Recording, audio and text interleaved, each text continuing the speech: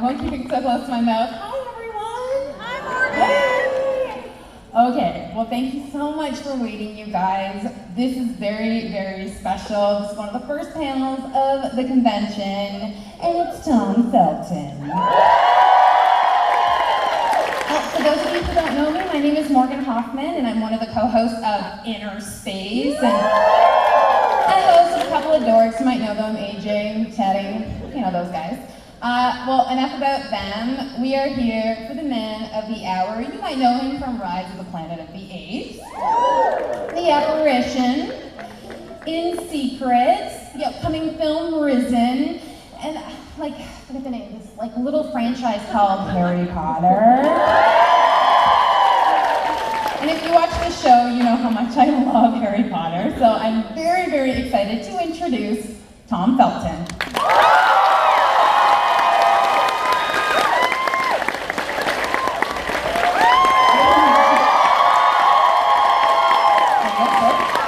Hello.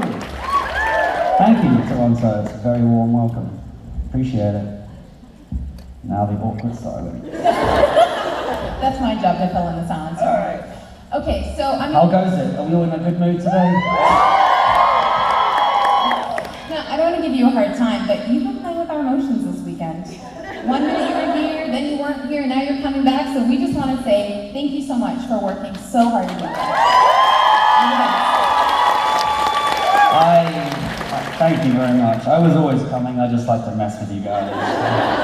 No, actually, it has caused quite a palaver, but I'm well aware of how many people sort of organise their vacations on this, and people who have saved up to come here this weekend. I know it's a real killer when someone pulls out. Please believe me that it's not down to the guest who has to pull out, it's usually for some other reason. But yeah, I told them where to stick it and said I'll be able to not Very good well, it's really fun because this year, we kicked off Fan Expo with a Quidditch match, and we had James Phelps there christening the ceremony for us. We have a huge Hogwarts reunion. Every time you tweet about Harry Potter, I feel like you break the internet. Do you feel that Harry Potter is, as popular as it's ever been? Absolutely. It's only the flame of the Potter fanaticism only seems to be burning brighter by the year.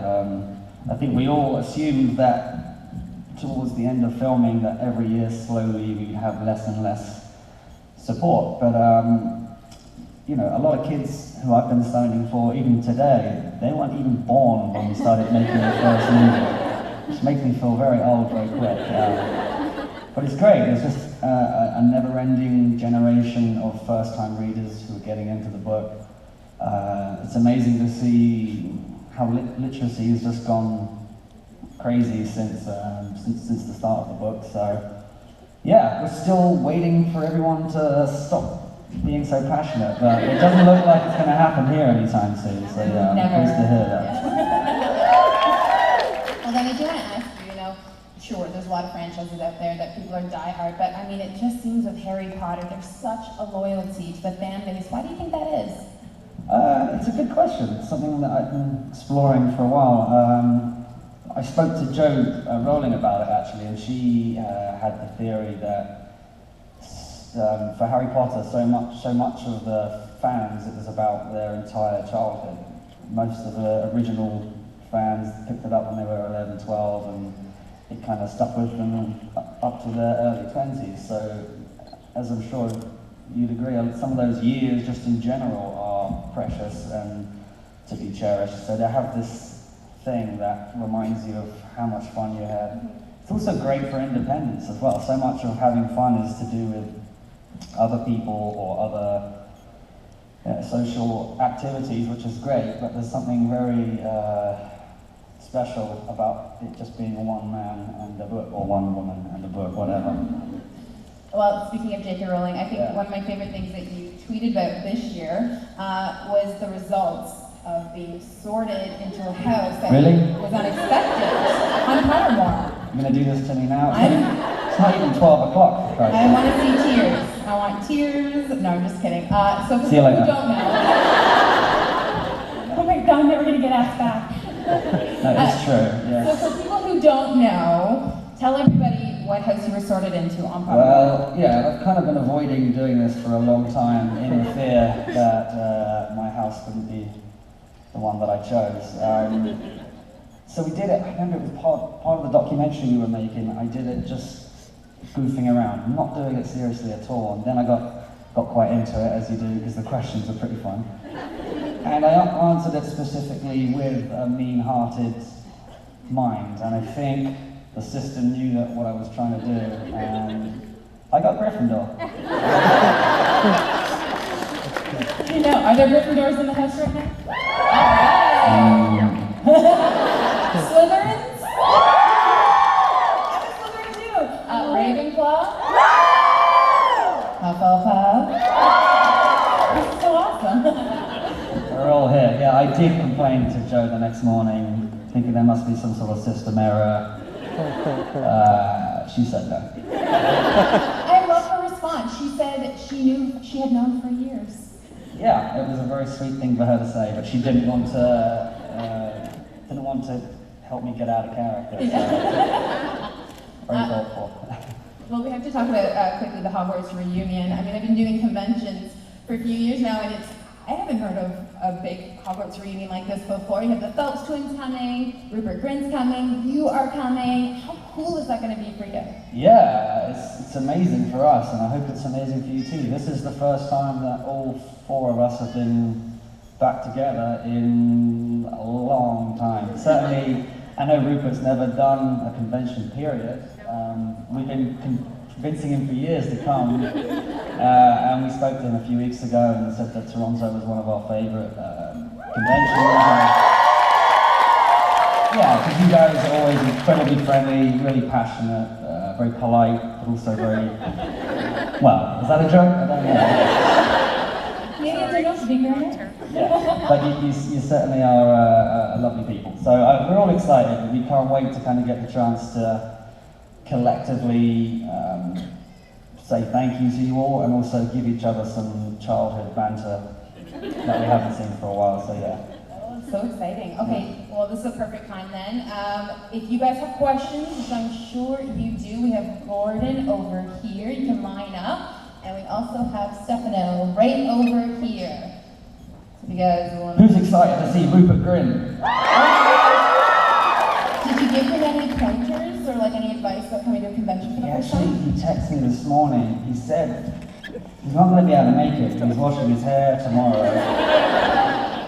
I think he had to feed his turtle the day after, so sorry.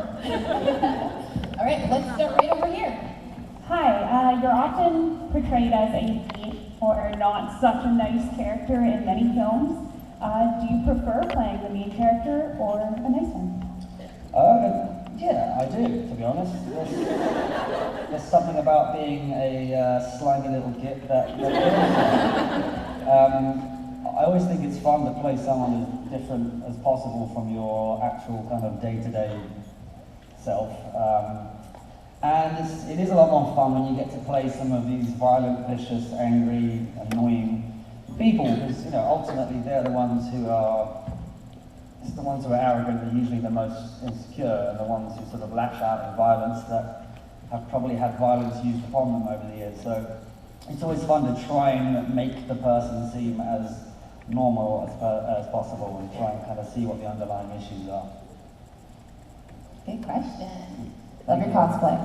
Yeah. Right over to the left. Hi.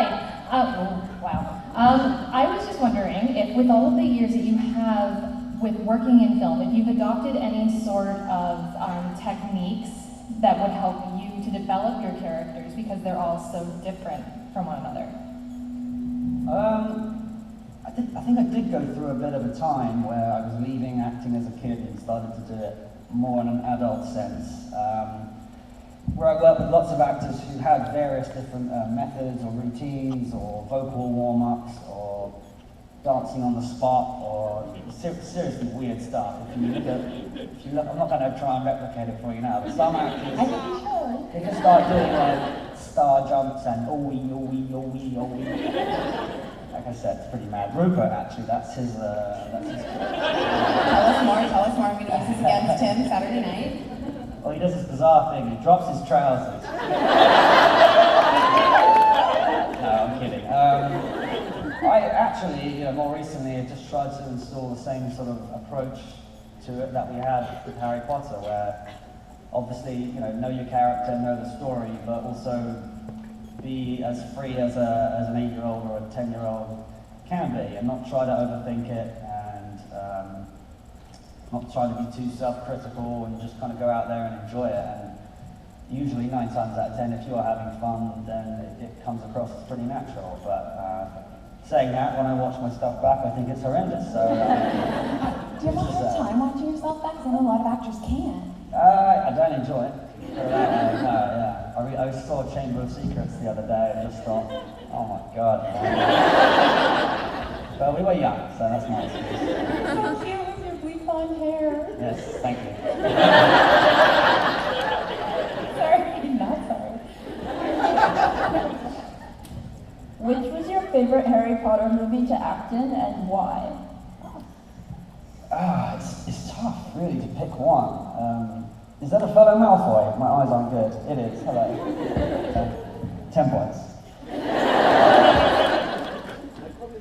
The sort of 6th one onwards, really. Half-Blood Prince is probably my favourite. It was one of the films that I had the most sort of consistent block of filming. Before that was always sort of 1 week on, 2 weeks off, and as much as my hair colour was a popular choice at school, I'd much rather have been on set working with all the other cast and stuff. So, yeah, the Half-Blood Prince was definitely a massive learning curve in my Potter saga. You still had a wide range of emotions in that film, too. Yeah, it's nothing to do with that. I had to wear a blood pack on my chest. Okay, right here. Hi, Tom. Hello, lovely.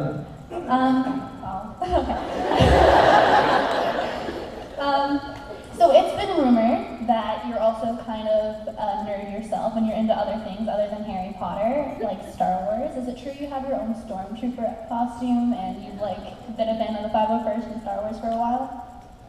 In a word, no. I'm ashamed to say, because I know I'll be booed off the stage now, but I'm not a massive Star Wars fan. The Stormtrooper outfit came on me recently in a documentary that I was doing to try and discover what the appeal is of joining a Stormtrooper march.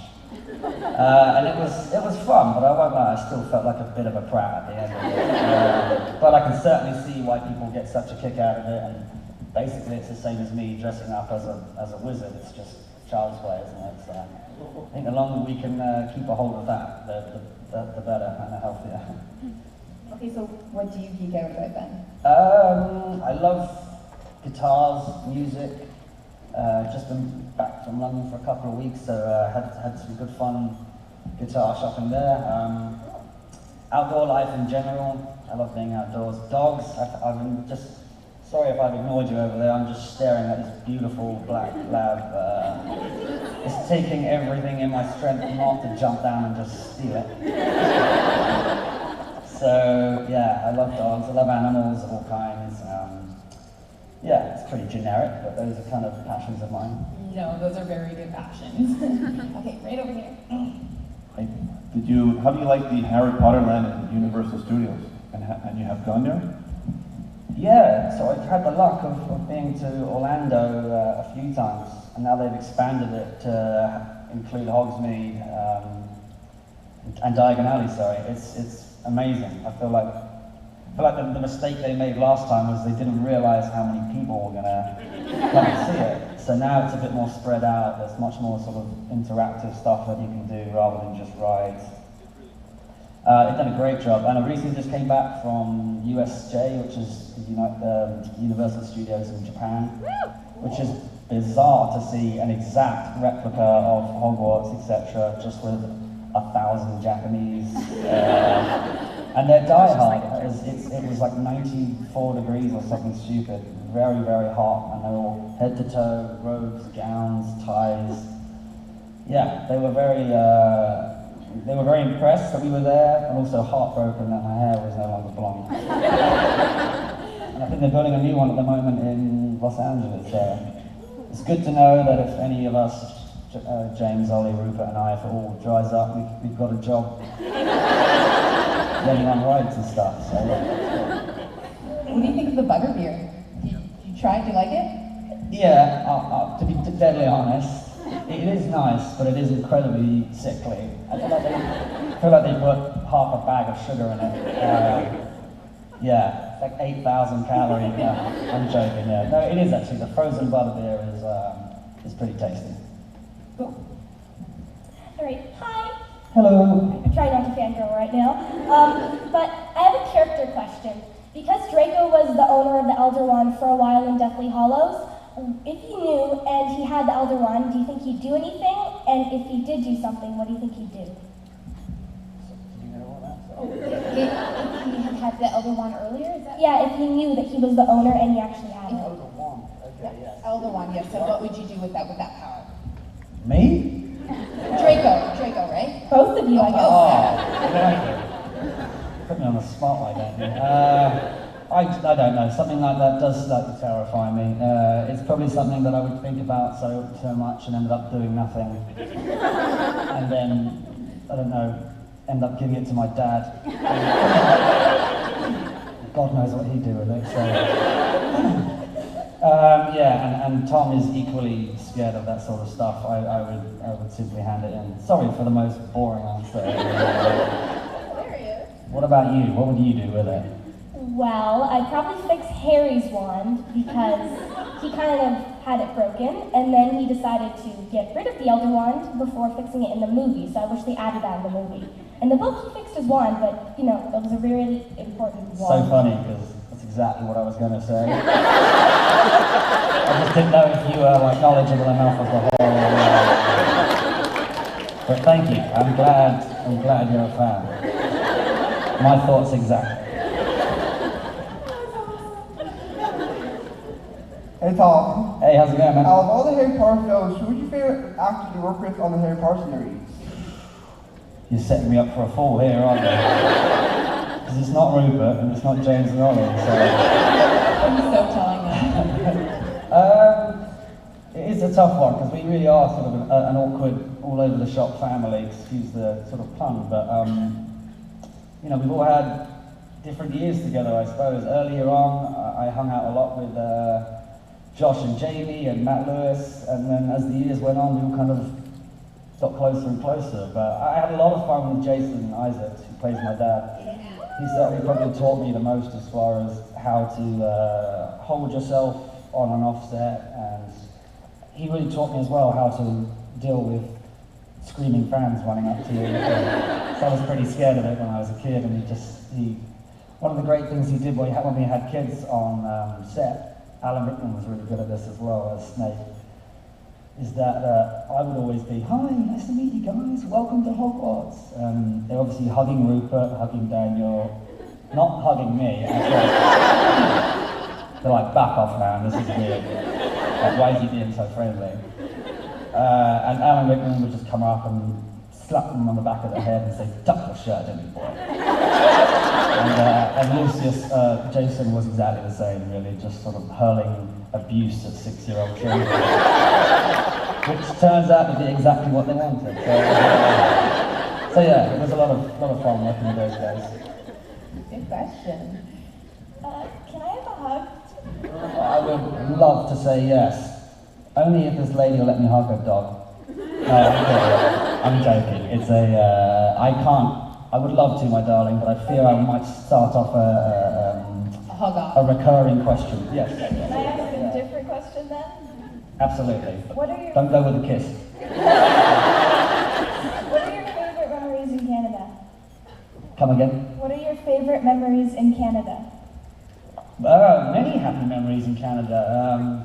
I came there every year for about 5 years when I was 21 on a fishing trip, believe it or not. Yeah. Well, we used to land in Ottawa and drive down to the river, the St. Lawrence River that borders between New York and we'd fish there, which was great fun. It sounds boring, but trust me, it's a beautiful part of the world up there.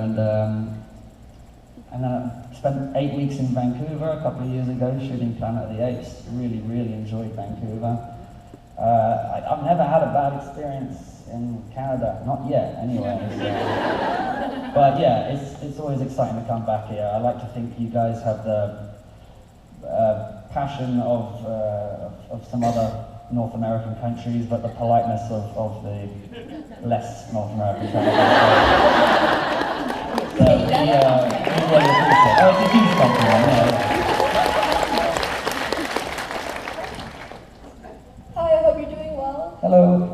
So if you had to choose between the Elder Wand, the Resurrection Stone, or the Invisibility Cloak, which one would you choose? Crikey. I mean, I'm sure there's a better answer than this, but the invisibility cloak still kind of, it's the one that gets my mind racing about where the possibilities could lead to. I'm sure, yeah, probably better stuff could be done with the others, but how about yourself? You've clearly given it some thought. So that I could do magic and stuff. I blame you not. That sounds like a very good answer. Thank you for your question, lovely. Hi. Hello. If you could play any other character other than Draco Malfoy in Harry Potter, who would you play and why? I've always thought a bit of good Hagrid.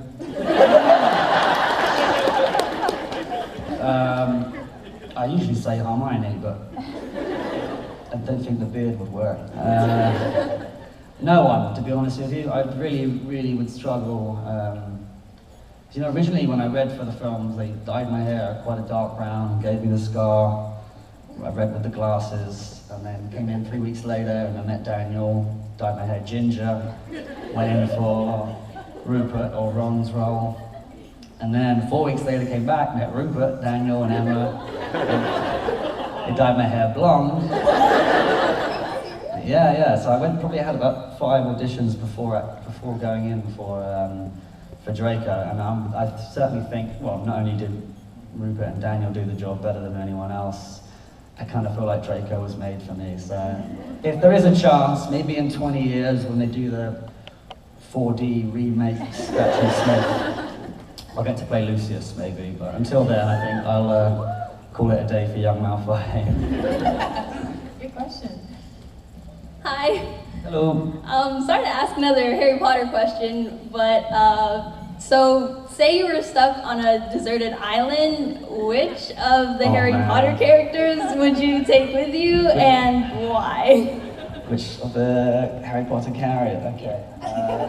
You have to think of survival. You have to be logical. I mean, Astoria Greengrass was his wife, and she's sitting in the front row, so I should probably say that. Oh God, none of them really. They're all a pain in the ass. Do you mean as characters or as the actors? Yeah, like characters. Ooh. Any suggestions? Hermione.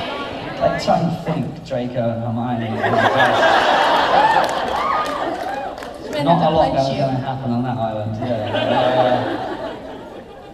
I'd take someone pretty resourceful. I suppose Potter's not, yeah, he'd probably be best, because I could just kick back and he'll solve everything. Right? He never loses, so. Who would you take, my love? I mean, Luna Lovegood's my favorite character, so I'd totally love to be on an island with her, and the Weasley twins are like... Alright, sorry, aren't the answer you want to go for? Just trying to help. I'm kidding. Thanks, lovely. Hi. Hello. In the Harry Potter series, what was the hardest scene to film for you and why? Looking back, it's kind of hard to pick one, and there are loads of things that can go wrong on a film set. Some of the things are more technically challenging, whether it's just lying in a particularly uncomfortable position for hours in water, or being hung from cables and riding broomsticks, which, trust me, is not as fun as it looks. It was probably more some of the one-on-one scenes we did in the last few films, with Draco trying to kill Dumbledore and sort of being helped by Alan Rickman along the way. I was very nervous about doing the scenes with Michael Dumbledore, especially because he's a very prolific actor in English history and so forth. In fact, the first 8 or 9 takes, I didn't get the line out. once. I was so nervous. There's only one line, for Christ's sake. And we were outside having a breath of fresh air, and I said to Michael, I'm really sorry about the line thing. I'll get it right, I promise. And he was oblivious. He had no idea I was even getting it wrong. He said very sweetly, do you have any idea how much they pay me a day to be here? Keep messing it up. If you keep doing this, I'll have a new Ferrari by tomorrow. So he was a great, well, not only an amazing actor, but a fantastic person to have for a youngster. He really took all the pressure off and reminded us that this is just child's play, not to be taken too seriously. Good question. Hi Tom, how's Hello. it going? First of all, I just want to say I wanted to be a Slytherin too. I got Hufflepuff. So, Fun of it all, right? my question, it's after being in such an iconic series like Harry Potter, was it daunting to jump into another iconic series like Planet of the Apes right after? Oh, I was super excited. I thought it was a joke. I genuinely was like, there's no way I can go from, you know, one of the biggest franchises to one of the ones that I grew up loving. My dad was a Planet of the Apes super fan, so yeah, it was kind of strange. And then it was literally 3 or 4 weeks after finishing the last film. We were in Italy on our first holiday that we'd had for a while, and we had to cut it short to go to Vancouver to shoot. So yeah, it was very exciting, and getting a chance to work with all the monkeys, or rather the human monkeys, was a lot of fun and a great lesson in physical kind of performance. Andy Serkis is a real godfather of that kind of stuff. So yeah, it was a lot of fun. I say my first experience as well on set in Vancouver is, there's a thing called craft services on a film set, and it means basically tea, well, in my experience in England, it meant one tea urn, one coffee urn, and like some pretty crap sandwiches once a day. Very modest at best. First night shoot I come here, they asked me, do I want anything from craft services? I just thought, oh, I'll wander over there. The guys had a truck. Yeah, I had gelato. This is at 2 in the morning on a night shoot. Waffles, pancakes, like, I was in heaven. I was just like, but from now on, I'm only working with North American.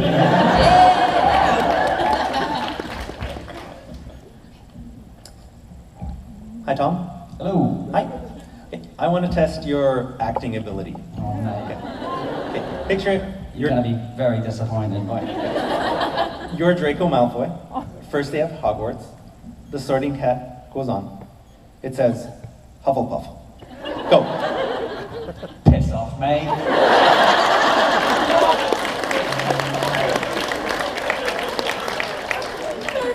Something like that, alright? Or he just rip it off his head and stamp on it, I don't know. If you actually watch the first one, I'm pretty sure it doesn't even get on my head. It just hovers above it. How did I do? Cool. I'll take that. I'll take that. If there are any young ears in the room, I apologize. Hi. Hello. So besides Harry Potter, one of my favorite movies growing up was The Borrowers. And so if you have any memories you can share from that. If you don't, I don't blame you, but... Yeah, no, my memory doesn't serve me that poorly. I have a few, that was my first film I ever did. And for those who don't know, it's about characters who are sort of 6 inches tall that live under the floorboards. Sounds weird, but it's not. And yeah, I got a chance to work with, in that film, Jim Broadbent, who played my dad. He ended up being Slughorn in the last few films, which was weird. And Weasley's father was, help me out, what does he play in the films? He's the exterminator in The Borrowers, Mark Williams. So yeah, very strange kind of full circle thing there. My only real memory of that is having to dye my hair ginger and curl it. But because the wig wasn't big enough, it was just the back of my head. This stayed normal and the back was curly and ginger. Kids loved it at school. Yeah, I've seen I've been cursed with terrible haircuts from the start, really. But yeah, it was a great introduction to the world of making film, because it was a lot of fun, obviously. I still keep a nail, you know, like a hammer and nail, but it's like the size of me. So I'll keep that as a little memento of my time there. Thanks for watching though. I didn't realize that anyone had seen The Borrowers over here. That's awesome. Thank you very much. Do you tend to keep little mementos from films you've been on? Come again? Do you tend to keep like little things, maybe steal some things from sets of films? Like... Yeah. There we go. Yes, in a word. I do try, yeah. Harry Potter was one of our least successful ones. Rise of the Apes, I got there, I don't know if anyone remembers, he had this orange like cattle prod that he basically used to sort of stun the monkeys. And You're so mean. It ended up being his demise, because obviously that's what he gets electrocuted with. I got that. Nice. I got the utility belt. They actually started doing searches in the cars on the way out of Potter for the last 3 years. Really? Yeah. So I was going to try and do a Nimbus or but the other thing is that people think, oh, they have hundreds of wands. Like they had 2 versions of each of our wands. One made out of foam in case we were running, and then one real one. One broomstick. So they were pretty hard to swipe. We did think for a joke to sort of handcuff Daniel, stick him in the trunk of our car, and drive out and just wait to see his face with the guys in there. He was up for it, yeah. We never got around to it in the end, but I always liked the idea. That's cool and scary. Hi. Hello. May you please give a quick shout out to my cousin Karina and best friend Sana? Whoop whoop. Thank you. My question is, throughout your career so far, what are some big transformations you had to go through, either for your career or for yourself? What sort of big transformations in my life? Is that? For your career. There's certainly some technical things. I suppose I've had to apply more effort towards things like accents. I think I always did a fairly dodgy American accent, but just sort of working on that, working on the regions. I always still would love to be able to do a Canadian accent. I love your oat in a boat. So there's that sort of stuff, and there's also like learning Harry Potter. We were blessed with a lot of time, which gives you sort of freedom to muck it up and still be okay. But working on television shows where they do sort of 9-10 pages a day, just to give you an idea, Harry Potter will be lucky if we did a quarter of a page in a day. So you really have to know your stuff, get on there and kind of get on with it. So yeah, just I suppose it's a bit like being a good driver. A good driver can get in any car, whether it's brand new or it's old, and can figure it out pretty quickly. That's the kind of stuff that I think the adults on Potter sort of subconsciously were teaching us about how to be present, be ready, and how to work with other actors, either ones who have worked a lot or ones who haven't. It's always kind of a new situation. Thank you. Princess Leia, you're up. Hi, Tom. Hello. So Sorry, I don't know like a Star Wars greeting. Oh, it's fine, it's fine. She's the best character. Okay. At least I got the film right. Go on. My friends and I have always been curious if the Harry Potter actors have ever seen a Very Potter musical on YouTube. So I'm just asking if you have ever seen it, and if so, what's your opinion on it? A very what? A Very Potter musical. Of course I've seen it. Yeah, I got asked that for a couple of years at conventions before I finally said, all right, fine, I'm just going to watch this 2-minute clip. It's like 90 minutes, man, or 2 hours long.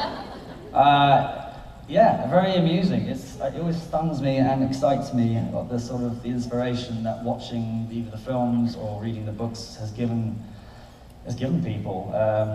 That being a great example, I think, is it Lauren Lopez, who does a Marvel? I think she should have played Malfoy, and I should have done But I know lots of kids have written their own stories off the back of it, some dodgier than others, some pictures.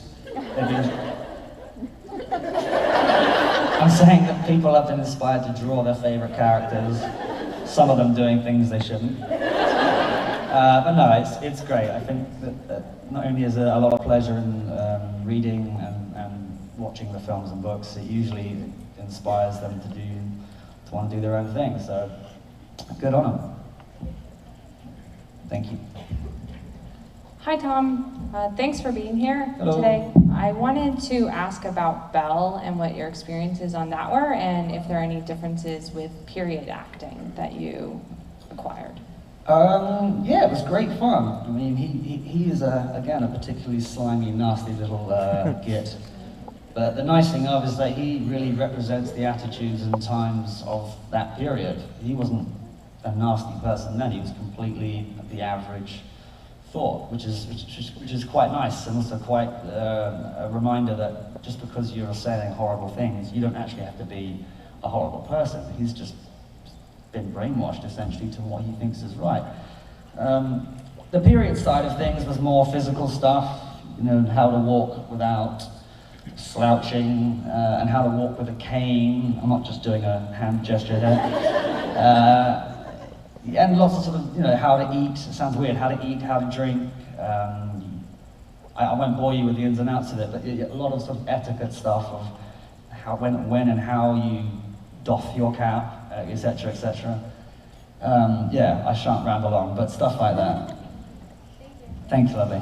Okay, so we only have time for a couple of more questions. I'm so sorry, but let's get right to it, right over here. Hey, Tom. Hello. My daughter's a little shy, but I had a question. Do you want to say hi? Hi. Hello, lovely. Don't be shy. She was wondering, since you worked in the inner circle of like Harry Potter, how was the transition with the Dumbledores going from Richard Harris to Michael Gambon? One of the cool things about the Harry Potter universe was that everyone was there, except for that one instance when Richard Harris obviously couldn't be there, and then that role had to be taken over. What was that like for all you guys? I think it was as natural as it could have been. We were all obviously very upset about Richard passing. Not only is he a legendary actor, he also felt like our sort of headmaster. When he spoke, everyone listened, put it that way. But he also kept himself quite separate, sometimes on and off set. So I won't lie and say that we had lots of time to kind of bond as much as we would have liked to have. But when Michael came in, anyone who knows Michael or has seen him off screen, he's a bigger than life type character, and he likes to wind people up straight away. So, you know, before you know it, he's making fun of you in front of all your friends, which is usually the quickest way that a Brit will try and endear themselves to you. But no, it was great. He was a lot of fun, and as the acting got more serious over the years for us youngsters, he really helped us in reminding us that this should be fun. Let's not take everything too seriously. Thank you, mate. Great. Hi, Tom. Hello. Quick question. If you could use the time turner to go back to any time when filming, when would you go back to? I need to ponder after this Q&A. You've given me some real food for thought, haven't you? Go back in any time. I mean, I'm just going to say the most ridiculous thing here, I know, but I would quite like to see the day when we invented the wheel. I'd like to see the scenario which the sort of, you know, the cavemen, whatever they're called, figured it out, you know, like push the rock over and it goes like a wheel. Because that's a big breakthrough in the human, let's not giggle at how big of a, you know, it's that. Fire, the first fish that was caught. I mean, I know it sounds stupid, but I'm quite fascinated with the idea of these stories, which obviously could never be told truly. We have to sort of use our imagination and think about it. But yeah, those would be fun. You were thinking something of a much more pottery answer, weren't you? No? That's perfect. Okay, all right, thank you. Okay, round of applause for that answer, please. That was good. Okay, right over here. Hello. I was just wondering if there are any pranks pulled on the set of Harry Potter, and if so, were you the victim of a prank, the prankster, or a bystander?